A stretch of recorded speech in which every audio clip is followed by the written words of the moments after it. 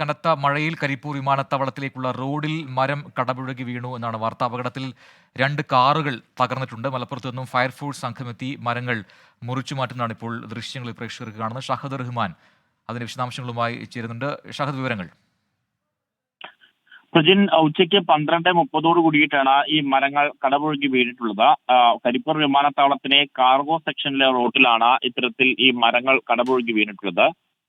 നമ്മൾ അതായത് ഈ 2 കാറുകൾ ഇവിടെ നിർത്തിയിട്ടിട്ടുണ്ടായിരുന്നു. രണ്ടല്ല, കുറെ അധികം കാറുകൾ ഈ മേഖലയിൽ നിർത്തിയിട്ടിട്ടുണ്ടായിരുന്നു.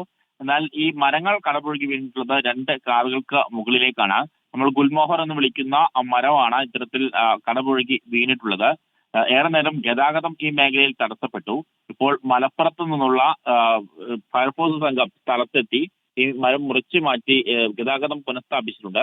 ഒരു വഴി മാത്രമാണ് നിലവിൽ ഇപ്പോൾ ഗതാഗതം പുനഃസ്ഥാപിച്ചിട്ടുള്ളത് എന്നുള്ളതാണ് നമുക്ക് മനസ്സിലാക്കാൻ സാധിക്കുന്നത്.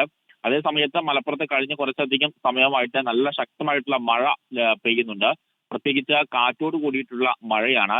ഇപ്പോൾ ഒരു അറിയിപ്പ് കൂടി വന്നിട്ട് പശ്ചാത്തലത്തിൽ, അതായത് അടുത്ത 3 മണിക്കൂറിനുള്ളിൽ അതിശക്തമായിട്ടുള്ള മഴ ജില്ലയിൽ ഉണ്ടാകും എന്നുള്ളതാണ് മനസ്സിലാക്കാൻ സാധിക്കുന്നത്. അതിൽ കാറ്റും വലിയ രീതിയിൽ ഉണ്ടാകും. അതുകൊണ്ട് ജാഗ്രത പാലിക്കണം എന്നൊരു നിർദ്ദേശം ഇപ്പോൾ പുറത്തു വരുന്നുണ്ട്. ശരി, ഷഹദ് റഹ്മാനാണ് വിശദാംശങ്ങൾ നൽകിയത്.